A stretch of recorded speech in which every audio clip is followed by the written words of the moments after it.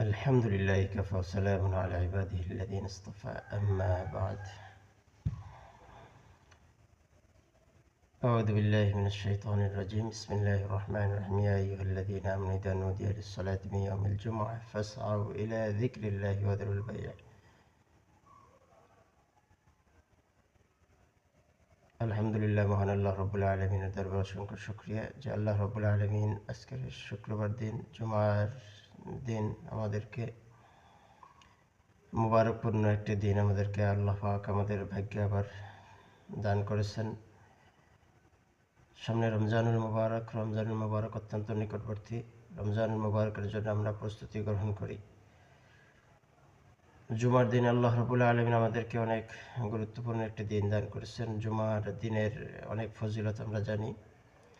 এই দিনে অনেক ফজিলতপূর্ণ আমল আছে, যে আমলগুলো অধিকাংশ মানুষ গাফলতি থাকার কারণে আমল করতে পারে না। তার মধ্যে সর্বপ্রথম গুরুত্বপূর্ণ একটি আমল হচ্ছে জুমার দিনের আমল সূরাতুল কাহফ তেলাওয়াত করা। সম্মানিত ভিউয়ার্স, আপনারা কি সূরাতুল কাহফ তেলাওয়াত করেছেন? যারা সূরাতুল কাহফ তেলাওয়াত করেননি, জুমার নামাজের পূর্বে সূরাতুল কাহফ তেলাওয়াত করেন। সূরাতুল কাহফ তেলাওয়াত করার অনেক ফজিলত আছে। আল্লাহ রাব্বুল আলামিন অনেক ফজিলত দান করেছেন। সূরাতুল কাহফ তেলাওয়াত করলে বান্দাকে আল্লাহ পাক রব্বুল আলামিন তাহার জিম্মায় নিয়ে নেন। আজকে জুমার দিনের আরেকটি ফজিলত হলো বেশি বেশি দুরূদ শরীফ তেলাওয়াত করা। নবী পাক সাল্লাল্লাহু আলাইহি ওয়াসাল্লামের দরবারে দুরূদ প্রেরণ করা। আরেকটি আমল হচ্ছে বেশি বেশি ইস্তিগফার করা। ইস্তিগফারের আমল আমরা বেশি বেশি চালু করে দিই। সামনে রমজানুল মুবারকের প্রস্তুতি গ্রহণ করি।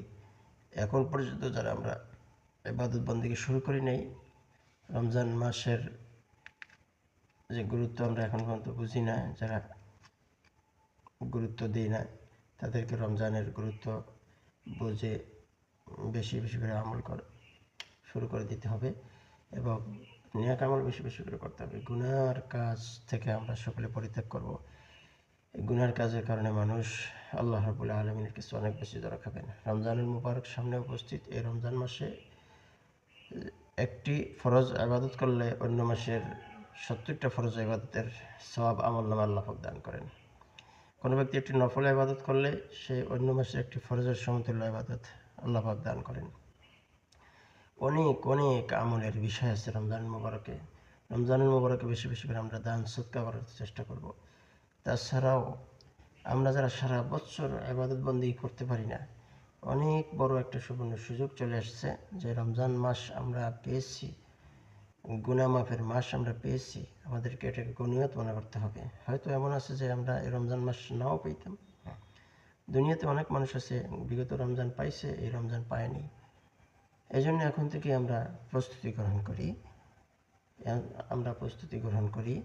শারীরিক মানসিক সব ক্ষেত্রে প্রস্তুতি গ্রহণ করা, এটা নবী পাক সাল্লাল্লাহু আলাইহি ওয়াসাল্লামের আমলের মধ্যে, সুন্নতের মধ্যে একটা বিশেষ সুন্নাত।